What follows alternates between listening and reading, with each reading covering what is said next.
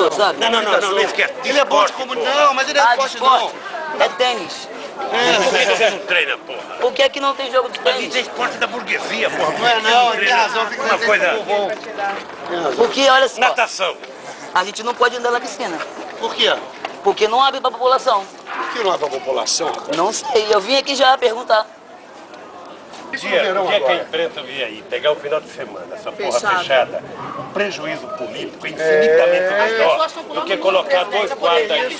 Coloca dois guardas pra tomar conta, coloca o bombeiro pra tomar conta e abre isso. A gente acorda de manhã com caveirão na nossa porta.